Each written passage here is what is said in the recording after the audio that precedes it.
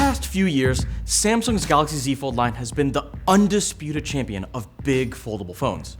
But it sort of holds that crown almost by default, thanks to a lack of real contenders, especially outside of China. But now Google has created a legitimate challenger with an innovative design that directly addresses some of the weaknesses of Samsung's heavyweight foldable. So even though its $1,800 price will prevent most people from throwing down on a front row seat, Google's first flagship foldable is definitely a worthy rival.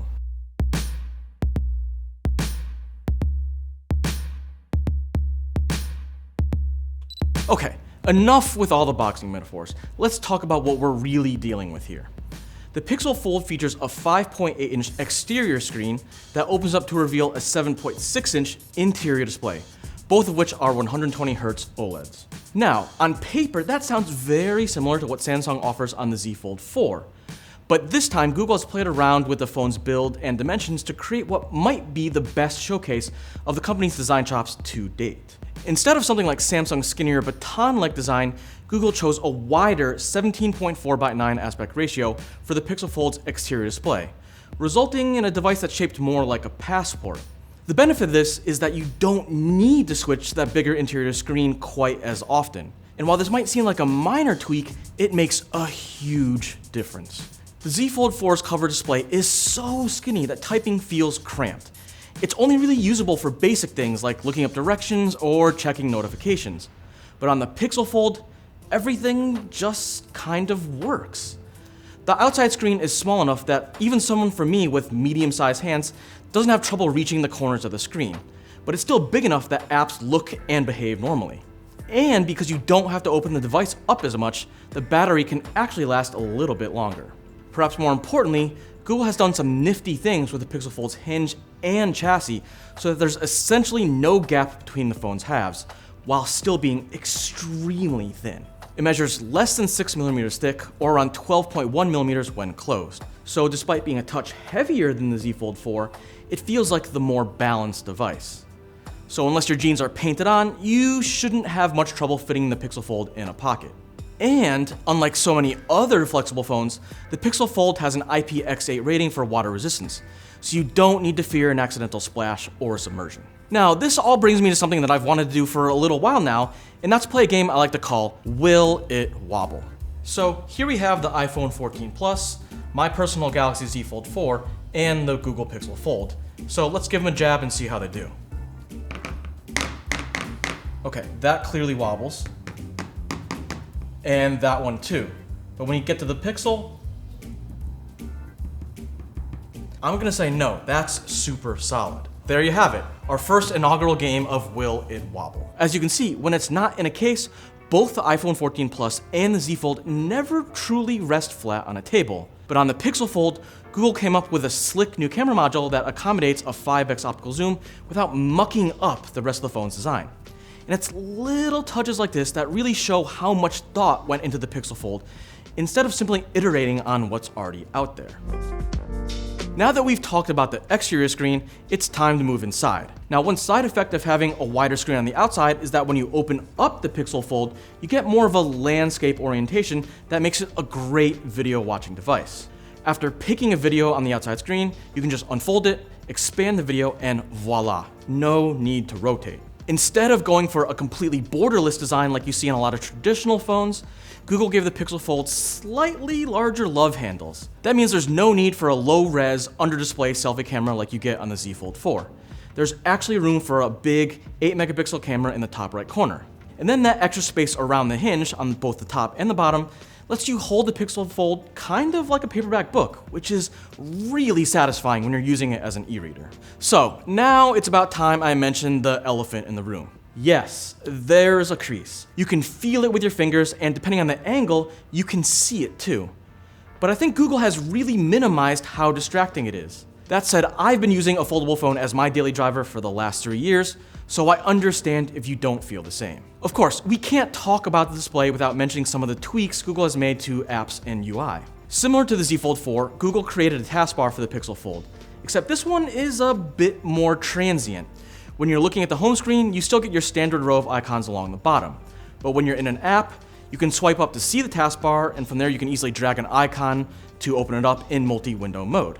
The gesture for summoning the taskbar is like a shorter version of swiping up and holding to see recently used apps. Just a quick little swipe. But you get the hang of it pretty fast, and once you select the apps you want, resizing windows is as easy as dragging the divider left or right. And if you want your apps to switch sides, you can simply double tap the middle.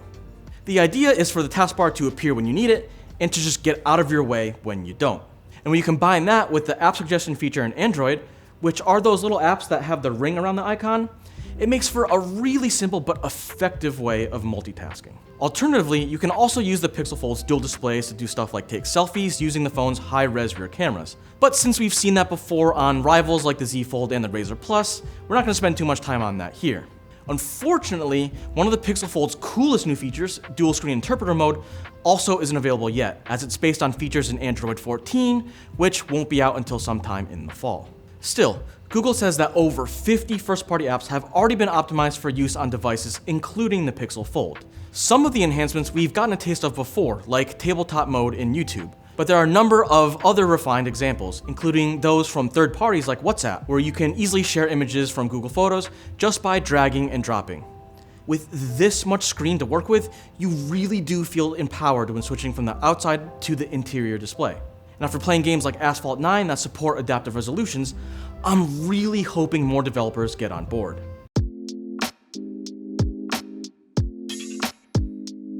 As for cameras, one of my biggest gripes with the Z Fold 4 is that Samsung wasn't able to deliver the same level of image quality that you get on its Galaxy S Ultra devices. But the Pixel Fold doesn't feel nearly as compromised. It features a 48 megapixel main sensor, a 10.8 megapixel ultra-wide, and a 10.8 telephoto with a 5x optical zoom. And when you combine that with Google's excellent photo processing, the result is cameras that are just flat out better. In daylight, the Pixel Fold's pics were consistently a touch sharper than Samsung's, while often capturing more detail with better shadows and highlights. Even with Samsung's food mode activated, I think the Pixel Fold made my taco dinner look a lot more appetizing too. And Google's night sight mode continues to reign supreme when it comes to detailed and well-exposed photos in the dark. Now, as for performance, powering the device is Google's Tensor G2 chip, along with 12 gigs of RAM and up to 512 gigs of storage. It's not an overflowing well of speed, and as people have experienced on other Pixel devices, the Fold can sometimes run a little warm. But even when I was multitasking or really trying to push it, the phone never felt lethargic, which is all I can really ask for. Finally, when it comes to battery life, while its 4820 mAh power pack is a tiny bit smaller than what you get on the Z Fold 4, I didn't notice much of a difference in overall longevity, which is to say it's pretty good. On our video rundown test, the Pixel Fold actually outlasted Samsung's Big Foldable when using the phone's exterior displays, posting a time of 22 hours and 21 minutes versus 20:45 for the Samsung. That said, when I ran our tests again using the phone's interior displays, the Z Fold 4 came out ahead with a time of 17:13 compared to 15:42 for the Pixel. Now let's sum it up, because despite being Google's entry into the world of fancy, flexible phones, the Pixel Fold feels like a win. Its clever hinge and slim chassis make it easy to use and carry, while its wider body totally delivers on Google's goals of making the phone's exterior screen a lot more usable. And with strong water resistance, better cameras, and UI tweaks to make multitasking a tiny bit simpler, the Pixel Fold more than holds its own against Samsung's Z Fold 4. And that's before you mention all the great Pixel-specific features like Call Screener, the Pixel Recorder, and more. My main gripes, aside from its price, are that sometimes it feels like the phone is never fully open. Now, I'm not sure how well this will come across on camera, but this means sometimes I feel like I have to put more pressure on it than I'd really like to make it completely flat. And while it would be nice if the Pixel Fold came with style support like you get on the Z Fold 4, until Samsung, Google, or whoever finds room to store a pen inside the device, I'm not that bothered. There's also the argument that the Pixel Fold isn't really advancing the overall capabilities of flexible phones. And it's a fair one, because a lot of the things the Pixel Fold can do, like dual window multitasking, are things we've seen before on devices like the Z Fold line for years. The issue is that until we get a critical mass of big foldables, developers simply aren't going to consider tweaking or optimizing their apps like they should, which is why this phone had to come first. With the Pixel Fold, Google brought its own style and rhythm to a title fight, and it didn't come up short. But perhaps most importantly, now Google has a device it can use to shape the future of Android beyond typical glass bricks. So, is the Pixel Fold the phone that gets you into foldables, or are you still waiting for that price to come down a bit? Alternatively, are you just not in love with its design? My wife kinda calls it sleek but squatty, which I'm not sure is a good thing or a bad thing. Either way, let me know in the comments down below. And as always, don't forget to subscribe to Engadget for more news, reviews, and videos real soon.